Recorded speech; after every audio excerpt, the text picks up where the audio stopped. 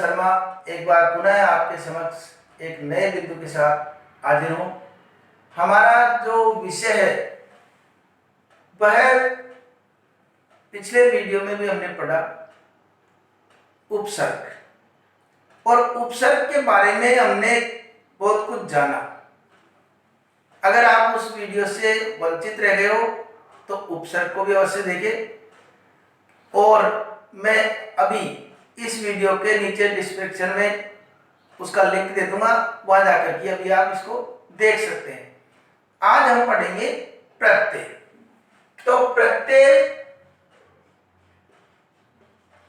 अब प्रत्यय पढ़े उसके पूर्व जो कल जो बात बताई थी उसको मैं पुनः दोहरा देता हूं कि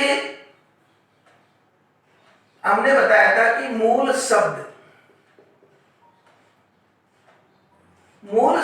के प्रारंभ में जुड़ने वाले क्या कहलाए? उपसर्ग, और अंत में जुड़ने वाले प्रत्यय क्या जुड़ेंगे? शब्दांश। तो वे शब्दांश जो मूल शब्द के प्रारंभ में जुड़कर अर्थ परिवर्तन कर देवे उसको उपसर्ग कहते हैं, और जो मूल शब्द के अंत में जुड़कर अर्थ परिवर्तन कर दे उसे प्रत्यय कहते हैं। शब्दांश नहीं दो, ऐसा नहीं लिखना बिल्कुल भी ऐसी जगह पर कि वे शब्द जो किसी शब्द के आगे जुड़कर अर्थ परिवर्तन कर दे, बिल्कुल गलत हो जाएगा वो शब्द। ध्यान रखना कि यहां पर शुरुआत में हमको वे शब्दांश जो मूल शब्द के अंत में जुड़कर उसके अर्थ में परिवर्तन कर देवे उसे हम प्रत्यय कहते हैं। ठीक है, एक बार मैं लिख भी देता हूं इनको। वे शब्दांश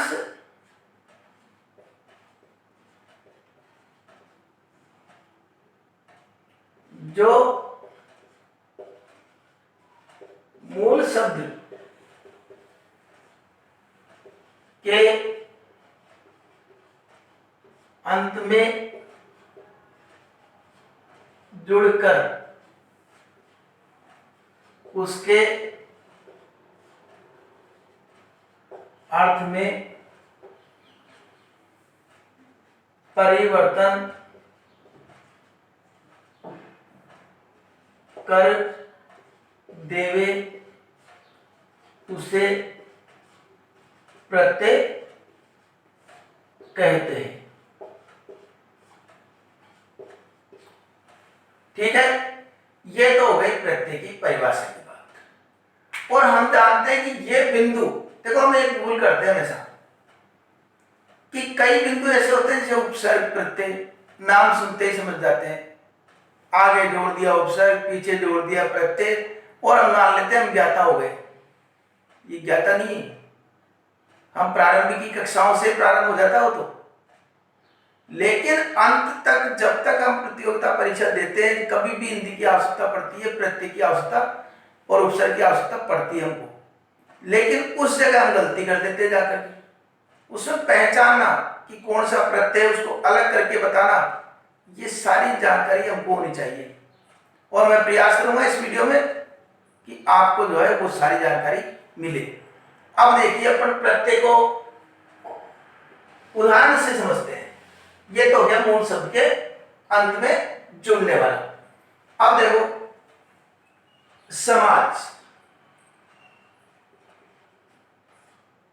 समाज में एक प्रत्यय जुड़ा, क्या बन गया?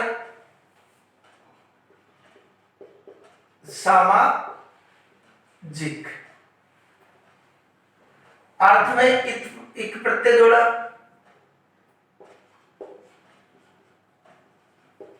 क्या बन गया? आर्थिक। अब मन में ये सवाल आ रहा होगा कि जब प्रत्यय उपसर्ग जोड़ा है तो कुछ भी परिवर्तन नहीं हुआ, इसमें ये स का सा कैसे हो गया?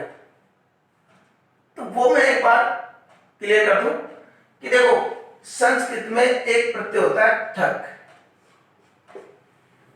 जिसको हिंदी में हम इक का नाम देते हैं, इसको हम इक का नाम देते हैं। और इसकी विशेषता ये रहती है कि अगर कोई शब्द ऐसे प्रारंभ हो रहा हो, कोई शब्द अगर ऐसे प्रारंभ हो रहा हो तो एक प्रत्यय लगाने के बाद में वह शब्द आ में बदल जाएगा।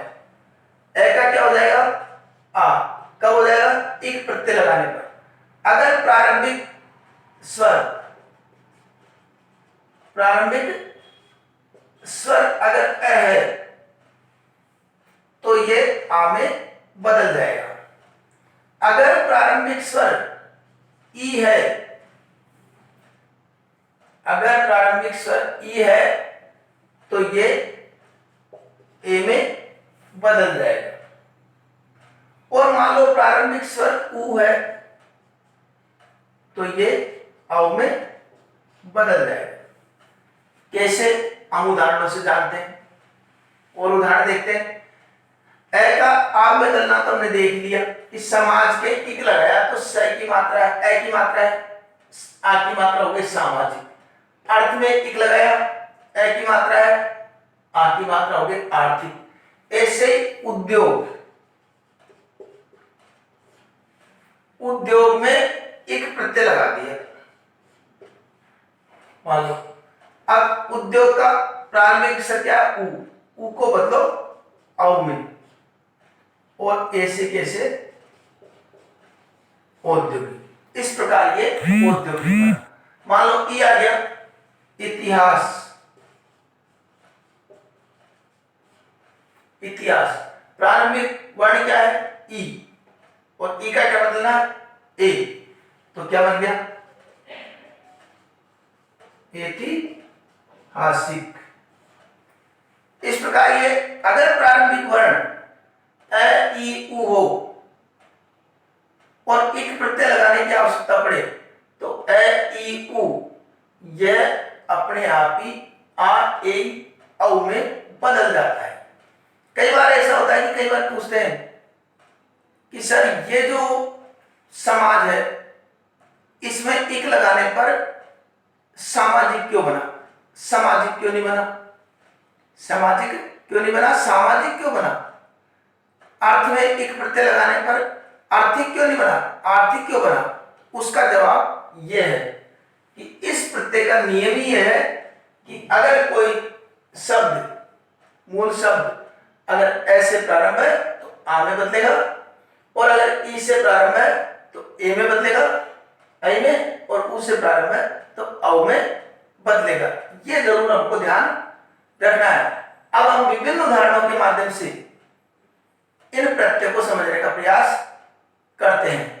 ठीक है, अब एक बार चाहो तो इसका स्क्रीनशॉट ले सकते हो आप। अब देखिए हम इनको इन उदाहरणों से समझने का प्रयास करते हैं। इन उदाहरणों में देखिए हमने अभी देखा था कि एक प्रत्यय जोड़ने से किस प्रकार परिवर्तन हो जाता है, वो तो है ही। कुछ उदाहरण भी हमारे सामने लिखे हुए। मानसिक, ऐतिहासिक, मार्मिक। एक प्रत्यय लगाने से क्या बने? मानसिक, ऐतिहासिक और मार्मिक। ये हमने पढ़ लिए। अब इत प्रत्यय। अब सवाल ये उठता है कि कई बार पूछते हैं जो प्रत्यय कौन सा है? प्रत्यय और मूल शब्द को अलग कीजिए। तो अलग करना इतना भारी नहीं है, आपको बस इतना सा करना है जैसे आपके सामने आ गया हर्षित, तो इसके पूरे विग्रह कर दीजिए। हर हर्ष लिख दिया हमने। हर्ष लिखने के बाद में फिर जो लास्ट में बचा है कि छोटे की मात्रा, छोटे की मात्रा फिर बचा तय। इन दोनों को मिलाया बन गया हर्षित। और सबसे अच्छा अगर प्रत्यय का पता लगाए तो हम पीछे से टुकड़े करें, प्रत्यय अपने आप सामने निकल जाएगा। किसी गर्वित का किया तो गर्वित में हमने पीछे का तय निकाला, ठीक है, फिर बैठे छोटी की मात्रा निकाली इत, और हमको बचा क्या? फिर इत निकल गया तो गर्व, और गर्व मूल शब्द है। इस तरह पीछे से उसको अलग करके देख सकते हैं। तो इत प्रत्यय लगाने से बने हर्षित, द्रवित और लज्जित, इस तरह के शब्द बने। और ये जो उदाहरण में लिखे हुए ये उदाहरण वो है जो अधिकांश हमारी परीक्षाओं में पूछे जाते हैं। तो जैसे भारतीय, अब बड़े ई की मात्रा है, ई की बड़े ई की मात्रा है तो इन सब के भी बड़े ई की मात्रा होनी चाहिए। और ये शब्द जैसे भारतीय ये निकाला और बड़े की मात्रा निकाली तो भारत बचा मूल शब्द। इस तरह हम अलग करके उसको देख सकते हैं। तब ये सब के अंत में लगी रहा, तब इसको ज्यादा परेशानी है नहीं। धनवान, धन के वान लगा धनवान, बल के वान लगा बलवान और गुण के वान लगा गुणवान। ऐसे तो भी उसी रूप में हम लगा देंगे, उसको तो ज्यादा ढूंढने में अलग करने में ज्यादा परेशानी नहीं है। तर भी इसी प्रकार का है। और वैभवशाली, ये जो शाली प्रत्यय है उसके उदाहरण जैसे वैभवशाली, गौरवशाली, शक्तिशाली, इस तरह के उदाहरण इसमें आ जाते हैं। न प्रत्यय, न प्रत्यय में जैसे बेलन, बेल के न प्रत्यय लगाया बेलन बन गया, बंद के न प्रत्यय लगाया बंधन बन गया, और नंद के न प्रत्यय लगाया नंदन बन जाता है। इस प्रकार हम ध्यान रखते हैं। बोली, कई बार इसके प्रत्यय में हमको काफी हो जाती है कि बोली में कौन सा प्रत्यय हो सकता है। कुछ नहीं, आप मान लो इसको टुकड़े करने जा रहे हो बोली के, हमारे सामने बोली शब्द आ गया और हमने देखा कि बोली में जब प्रत्यय लगाना है तो हम टुकड़े करने जा रहे हैं। उसके टुकड़े हम पीछे से किए, प्रत्यय लगाना है इसलिए पीछे से देखे हमने, तो पीछे शुरुआत में तो ई की मात्रा हटा दी, फिर बचा क्या शब्द बोल। अगर मान लो और भी कुछ ले रहे हैं तो लई, हम अपने आप पता लग जाए लई जैसा कोई प्रत्यय होता नहीं, और लय निकाल दी तो वो ही बचा केवल, तो मूल शब्द भी नहीं बन रहा। इसलिए ई निकालते ही अपने बोली शब्द, बोल शब्द रह जाएगा और वो पता लग जाएगा मूल शब्द है। तो इस प्रकार के ये शब्द इसमें आते हैं। रंगीला, ईला प्रत्यय लगाने से बना रंगीला, चमकीला, भड़कीला, इस तरह के शब्द बनते हैं। और आहट प्रत्यय लगाएंगे तो जैसे चिकनाहट, घबराहट, चिल्लाहट, इस तरह के शब्द बनते हैं। आलू, ये भी एक प्रत्यय, दया के लगाया तो दयालु, कृपालु और श्रद्धालु, इस तरह के शब्द बन जाते हैं। आड़ी प्रत्यय लगाने से खिलाड़ी, अगाड़ी, अनाड़ी, ये शब्द बनते हैं। अब एरा को देखते हैं। एरा में एरा प्रत्यय लुटेरा, तो लुटेरा के अलग करके देख लिया हमने, मान लो एरा, लुटेरा में लुटेरा, तो एरा अलग किया तो क्या बचा लुटेरा, एरा अलग किया तो क्या बचा लूट, तो लुटेरा हो गया। ममेरा, चचेरा, इस तरह के शब्द बनते हैं। आओ, बिकाऊ, टिकाऊ, दिखाओ, इस तरह के उदाहरण इसको देते हैं। हार में पालनहार, चित्रहार, राखनहार, इस तरह के उदाहरण बन जाते हैं। वाला, रखवाला, दूध वाला, चाय वाला, दुकान वाला, इस तरह के ये वाला प्रत्यय लगा देते हैं हम। लघुता, अब पूछे प्रत्यय कौन सा है, तो ता प्रत्यय। ये कौन से होते हैं, भाववाचक संज्ञा वाले प्रत्यय। भाववाचक संज्ञा वाले जैसे लघुता, प्रभुता, मूर्खता, इनमें सब में भाव छिपा हुआ है। लघुता में लघु का भाव छिपा हुआ है, मूर्खता मूर्खता का भाव छिपा हुआ है, तो इस तरह के भाव छिपे रहते हैं। आर, सुनार, सोने का काम करने वाला, लोहे का काम करने वाला, लोहार, कुम्हार, इस तरह के शब्द इसमें आ जाते हैं। नी, बड़ी मात्रा है, तो नी का उदाहरण से ओढ़नी, मथनी, छलनी, इस तरह के उदाहरण इसके अंतर्गत आते हैं। आवट में देखें तो लिखावट, सजावट, मिलावट, घबराहट, इस तरह के शब्द इसमें आ जाते हैं। आई, आई प्रत्यय से बताएंगे लिखाई, खिंचाई, चढ़ाई, पढ़ाई, जो भी है वो इस तरह के शब्द इसमें बढ़ा देते हैं। तो एक ये प्रत्यय के उदाहरण रहे। आप एक बार इसका स्क्रीनशॉट ले लीजिए और इसको ध्यान रखिए, और इस तरह के बनने वाले अन्य शब्दों को, इन प्रत्यय से बनने वाले अन्य शब्द भी आप ढूंढने का प्रयास कीजिए। ले लिया स्क्रीनशॉट। अब इनको हम अभ्यास करेंगे।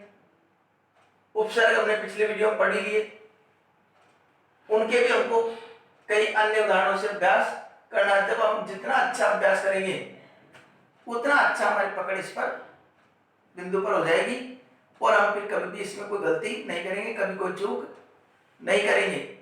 ठीक है, आशा करता हूं यह उपसर्ग और प्रत्यय आपके ठीक से समझ में आ गए होंगे। आने वाले वीडियो में भी हम कई प्रकार के जो बिंदु है, अभी कुछ समय पश्चात, कुछ ही दिनों में मैं कक्षा 10 और 12वीं की जो पाठ्य पुस्तक है उसका भी अध्ययन कराने जा रहा हूं, इसलिए मेरे साथ जुड़े रहिए। और अब तक आपने अगर इस चैनल को सब्सक्राइब नहीं किया हो तो पहले आप सब्सक्राइब कर लीजिए, ताकि आपको समय पर वीडियो प्राप्त हो सके। अगले वीडियो में आपसे पुनः मुलाकात होगी, तब तक के लिए धन्यवाद।